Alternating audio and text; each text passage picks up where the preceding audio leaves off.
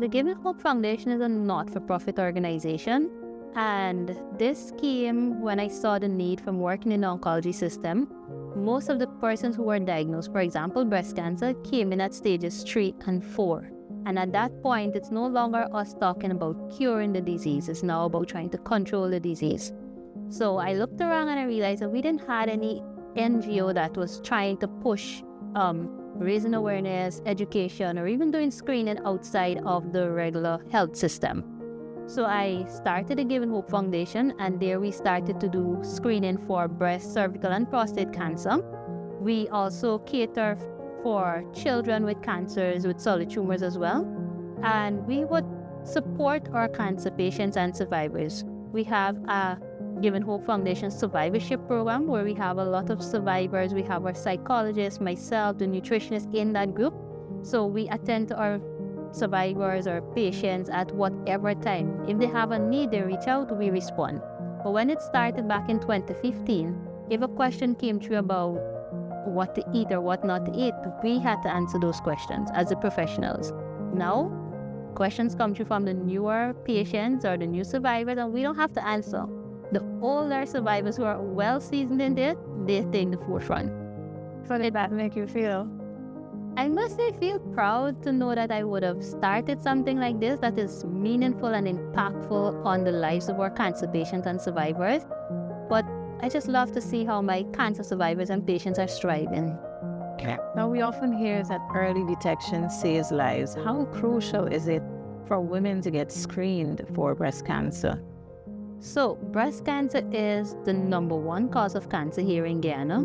And we all know that once you have a diagnosis of cancer, it affects not only the individual, but the whole family. And a vast majority, or 95% of all the persons diagnosed with breast cancer are women. So it affects the entire family. It is 100% crucial because it's a disease that you can pick up at an early stage and get treatment. The earlier stages that you're diagnosed, your survival chance increases at more than 90%, as opposed to someone coming in at stage 4. So you said the earliest stage you're diagnosed, the survival rate is higher. Then that brings me to the question of risks, because you don't know when you should be screened, or how should you know? True.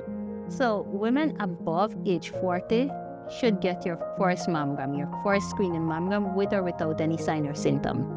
Women who have a first-degree relative, such as their mother or their sister with breast cancer, they should be screened. One of the things we would hear is that, oh, cancer is in the family. But it's when you have the BRCA mutation gene that passes from generation to generation, then your risk increases by 75%.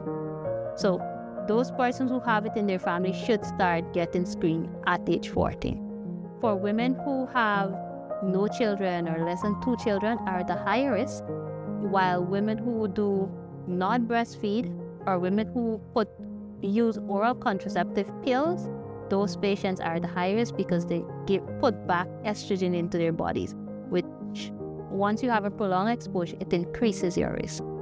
Women who smoke, who drink alcohol, they're at a higher risk. Women who had their very first period before age 12 and who reach menopause after age 55 also falls part of that category because they have the prolonged exposure to the hormone estrogen. What are the symptoms you should be looking for? So one of the most frequent sign and symptom is a lump in the breast.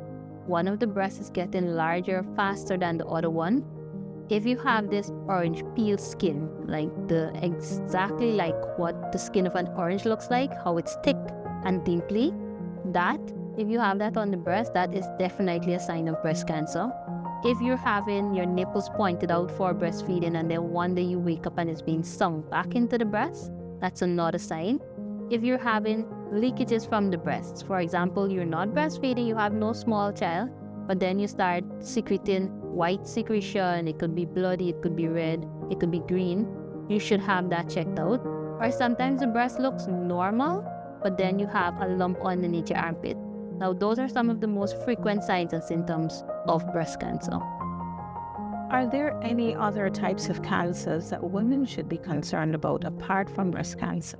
So cervical cancer was the second cause of cancer. However, now it's the third cause of cancer in Guyana, but it is the number one cause of cancer-related deaths, and it only affects women. Now, this cancer is one of the cancers that is 100% preventable, and it's easy treatable once diagnosed at an early stage. Now, with cervical cancer, some of the risk factors that you would have would be if you're HPV infected, if you're immune compromised, meaning you have HIV, if you're HIV positive, if you're diabetic. Now, those persons, their immune system is a bit weakened. If you have multiple sexual partners, if you have a lot of children, now all this increase your risk for cervical cancer. Wow. So a lot of people are hesitant to get tested, to get screened, because the next part is daunting. Treatment. They think we don't have money. How am I going to do this? But encourage us. Why should we do it? Why should we get screened? So getting screened for breast cancer and cervical cancer, one, it's readily available. It's readily available. It's available in the public system. It's available in private systems. It's available through NGOs as well. Screening for one, breast cancer, it's a simple mammogram.